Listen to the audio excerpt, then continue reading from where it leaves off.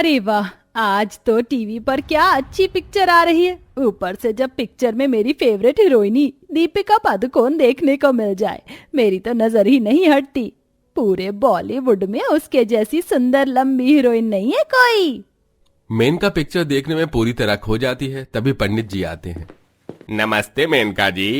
नमस्ते नमस्ते पंडित जी, आइए पधारिए। अरे ओ शीतल बहू, जल्दी से पंडित जी के लिए चाय नाश्ते का प्रबंध कर। तो बताइए पंडित जी, मिली कोई लड़की मेरे कपिल के लायक? जी जी, आपने कहा था आपको लंबी लड़की चाहिए। बहुत ढूंढने पर यह लड़की है, दीपिका नाम की। तस्वीर में मेनका दीपिका की लंबाई के चलते उसे पसंद कर लेती है। वाह पंडित जी, एकदम बढ़िया रिश्ता लाए हैं आप इस बार तो। यही लंबे पैरों वाली लड़की मेरे घर में आएगी। बस अब तो कुछ ऐसा इंतजाम करवाइए कि लड़की वाले चटमंगनी पट ब्याह करने के लिए तैयार हो जाएं। मुझे अपने लंबे पैर वाली बहू जल्दी अपने घर में चाहिए, ताकि वो अपने साथ सुख समृद्धि लेकर आए। तभी शीतल चाय लेके आती है, जो कि गलती से तस्वीर पर छलक जाती है, जिस पर मेनका गुस्सा करने लगती है। सत्यानाश हो, अरे 1.5 फुटिया देखकर नहीं चल सकती क्या? माफ कर दीजिए माँ जी, वो पैर अटक गया था। 1 फुट के तो पैर हैं तेरे, और 2 फुट का तेरा शरीर। पता नहीं क्या देखा था मेरे बेटे ने तुझ भुट्टी में, जो शादी कर ली। बेचारी शीतल सिर झुकाए खड़ी होकर चुपचाप ताने सुनती है। शीतल के पैर बहुत ही ज्यादा छोटे हैं, इसलिए वो बोनी दिखती है। थोड़ी दिन में मेनका लंबे पैर वाली दीपिका को शादी करवा के ले आती है। आजा आजा मेरे लंबे लंबे पैरों वाली बहू, तेरा स्वागत है। फिर मेनका अपनी दोनों बहू को ढूंढने लगती है। अरे ओ छोटा पटाखा, कहाँ है तू? दिख नहीं रही। ये रही माँ जी, आरती की थाली सजा रही थी। बाप रे, इस देवरानी के पैर तो खंबे जितने लंबे हैं। आरती कैसे करूंगी? ये सोचते हुए जहां शीतल चिंता में थी, वहीं अपनी लंबाई पर घमंड खाते हुए देवरानी कहती है। मम्मी जी, ये अलग ही पीस है। इसके पैर तो देखिए, एकदम मुर्गे की लेग पीस जितने छोटे। है कौन ये? बदकिस्मती से ये तेरी जेठानी है, छोटी बहू, पर लंबाई तो तेरी ज्यादा है। मेनका अपने लंबे पैर वाली बहू के साथ मिलकर शीतल पर तंज कसती है। गम को लगाए हुए शीतल मुस्कुराहट के साथ देवरानी का स्वागत करती है। आइए, आपका स्वागत है देवरानी जी। चल बहू, मैं तुझको तेरा कमरा दिखाती हूँ। कपिल, तू भी आजा, थक गया होगा। आप चलिए, मैं आता हूँ। अच्छा चल, ठीक है। भाभी माँ और अपनी पत्नी के बर्ताव के लिए मैं आपसे माफी मांगता हूँ। आप बुरा मत मानना। देवर जी, कोई गैर बोलता तो एक कान से सुनकर दूसरे कान से निकाल देती, मगर अपनों की बातें तीर की तरह चुभती हैं। अरे सबर रख बहू, एक ना एक दिन तेरी सास को तेरी अच्छाइयां जरूर दिखेंगी। शीतल भले नाटी थी, मगर उसने बहू होने के कर्तव्य को निभाने में कभी कोई चूक नहीं की। बस वजह यह थी कि सुनील ने अपनी मां के खिलाफ जाकर शीतल से शादी की थी, इसलिए मेनका नाखुश थी। अगले दिन पहली रसोई करने दीपिका किचन में आती है।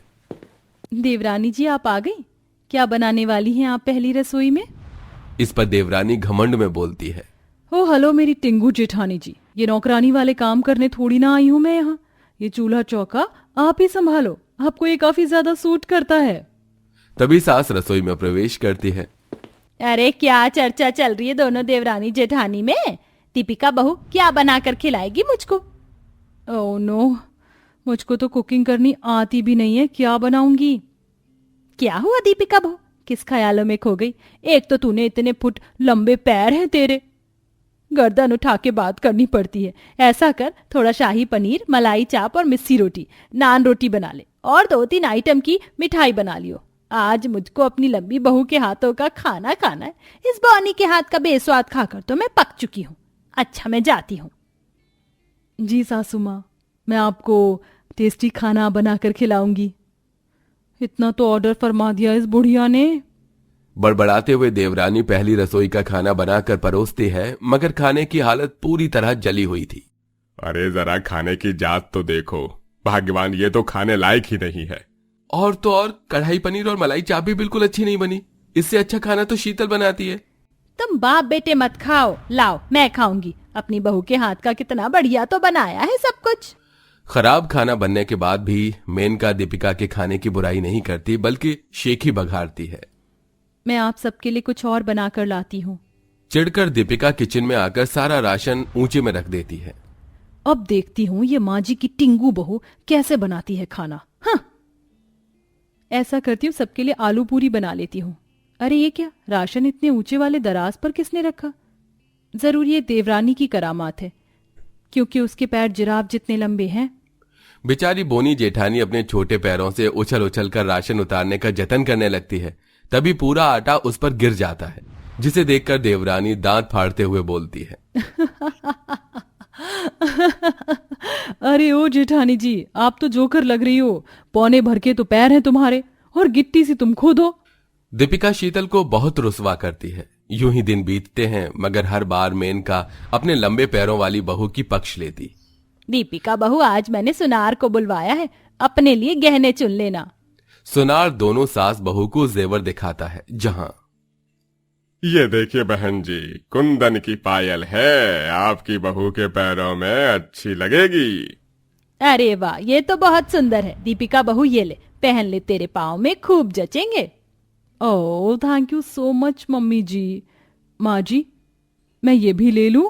हाँ हाँ ले ले बहू, सब कुछ तेरे लिए ही है। तभी शीतल आ जाती है। माँ जी, मेरी भी पायल टूट गई है, पैर कितने दिन से सूने हैं, इसे जुड़वा दीजिए।